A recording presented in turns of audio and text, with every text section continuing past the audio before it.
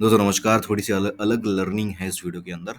बात करेंगे इस वीडियो के अंदर कि निफ्टी आने वाले दिनों में कहाँ पे कामकाज कर सकती है? क्या मार्केट का जो है कहीं न कहीं डायरेक्शन रहेगा? किस तरीके से जो है हमें आने वाले दिनों में मार्केट को देखना चाहिए?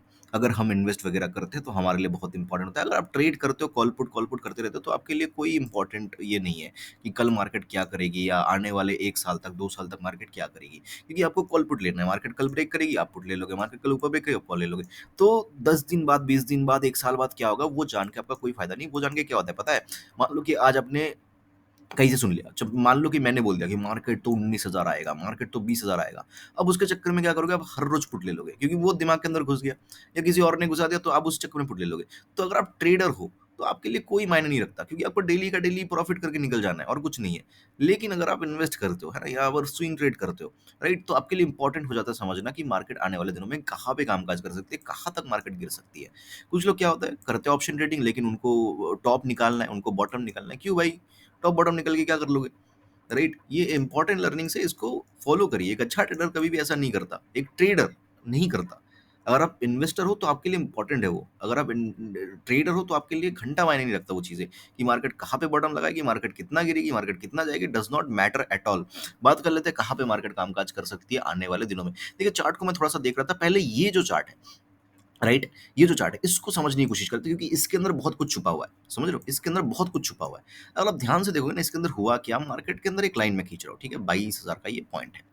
अगर आप देखोगे तो मार्केट ने पूरी कोशिश की इसको तोड़ने की, नहीं तोड़ पाई। फिर से कोशिश की, ऊपर तोड़ने की, तोड़ नहीं पाई। फिर लास्ट में जाके इसको तोड़ दिया। इसका मतलब क्या है? अगर आप देखोगे ये 22,000 पे अगर आप एक लाइन खींचोगे तो सारे कैंडल्स आपको दिखेंगे कि यहीं पे टच होते हुए। ये बस एक डिप आ गया, फिर यहीं पे टच होते हुए ये छोटा-सा ऊपर की तरफ चला गया। तो इसका मतलब ये है कि मार्केट यहाँ पे कहीं न कहीं डिसाइड कर रही थी आज कि क्या मुझे फर्दर और नीचे आना है या मार्केट के अंदर मुझे अभी ऊपर की तरफ जाना है। क्योंकि 22,000 का लेवल, इसका मतलब ये है कि ये लेवल बहुत इंपॉर्टेंट हो जाता है। इसका मतलब ये है कि आने वाले दिनों में अगर इसके नीचे मार्केट जाएगी और इसको तोड़ेगी, इसके नीचे क्लोजिंग करेगी, इसका मतलब मार्केट फिर डिसाइड कर चुकी होगी कि नहीं मुझे और ज़्यादा गिरना है। समझ गए? अगर ये नहीं टूटता है, तो कहीं न कहीं ये बेसिकली ये तो नहीं, मतलब ये लो, ये टूटता है तो कन्फर्म हो जाएगा कि मार्केट के अंदर फिर एक नया जो है लो, है ना? एक अच्छा खासा बियरिश मार्केट का जो लो है वो कहीं न कहीं आने वाले दिनों में लग सकता है। लेकिन मार्केट ने आज पूरी कोशिश की इसको जो है मार्केट ना तोड़े, मार्केट ने पूरी कोशिश की आज। समझ रहे हो? ये चार्ट ये बयाँ कर रहा है। ओके, अभी बात करते हैं आगे, है ना? एक बार मैं आपको मंथली मैं जो चार्ट देखा है मैंने, है ना? उसको समझाने की कोशिश करता हूँ। देखो, मार्केट के अंदर ये जो रैली स्टार्ट हुई थी, राइट? ये रीसेंट का जो रैली है, ये कहीं न कहीं इन पॉइंट्स के आस-पास से स्टार्ट हुई थी, ठीक है? ये तो छोटा-मोटा एक अप दे के फिर यहाँ पे रुक गया था मार्केट, लेकिन असली जो मोमेंटम है, वो कहीं न कहीं यहाँ से स्टार्ट हुई थी। तो बहुत ही मेरे हिसाब से पहला जो मार्केट के अंदर अगर ये लो टूट गया, ठीक है? ये लो भी नहीं कहूँगा मैं, देखो पॉसिबिलिटीज़ क्या-क्या है वो मैं समझाने की कोशिश करता हूँ। पहले तो ये, ठीक है? 22,000 और ये 26,000 समथिंग। पहली पॉसिबिलिटी मार्केट के अंदर कि मार्केट इसी रेंज के अंदर आने वाले कुछ सालों तक रहे। हाँ, यहाँ पे स्पाइक्स आ सकते हैं, बट कुछ सालों तक मार्केट इसी रेंज के अंदर, ये पहली पॉसिबिलिटी हो गई।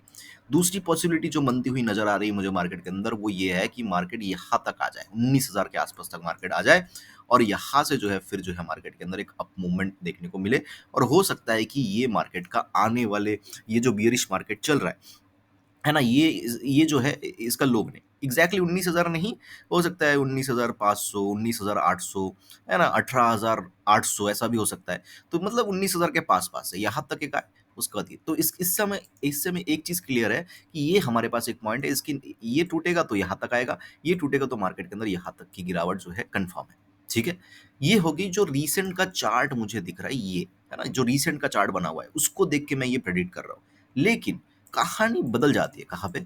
जब मैंने थोड़ा-सा पुराने चार्ट को, मतलब पूरा एकदम साल भर का, है ना? जितने दिन का अभी तक चार्ट बना है, वो जब मैंने देखा तो कहानी थोड़ी-सी वहाँ पे बदल गई। कैसे बदल गई? चलो दिखाने की कोशिश करता हूँ।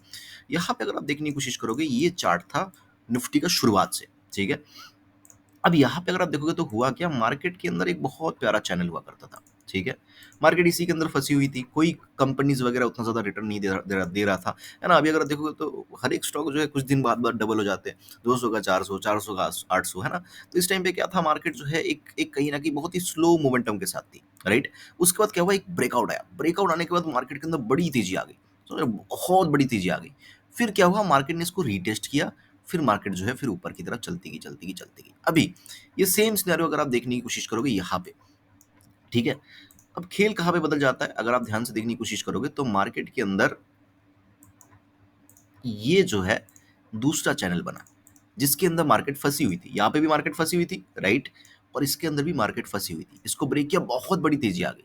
अब तेजी आने के बाद हो सकता है मार्केट इसको रीटेस्ट करने के लिए आ रही हो। तो जिनको बॉटम ढूंढने का बहुत शौक है, अगर बहुत बड़ा बियरिश मार्केट आ गया, बहुत बड़ा बियरिश मार्केट, ठीक है, तो आपका जो गेम बन सकता है, ठीक है, ये मैं और सही से ड्रॉ कर, तो आप सही से ड्रॉ कर लेना, ठीक है, अपने हिसाब से ड्रॉ कर लेना।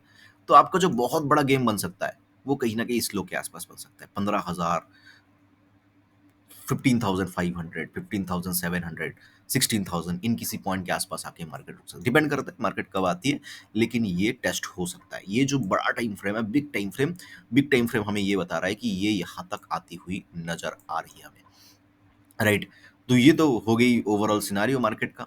तो ये मेरे हिसाब से मेरी अंडरस्टैंडिंग है मार्केट के अंदर। तीन पॉसिबिलिटीज मैंने आपको बताई और तीनों में से कोई एक होने के चांसेस ही है, उसके अलावा और कुछ नहीं दिख रहा मुझे मार्केट के अंदर।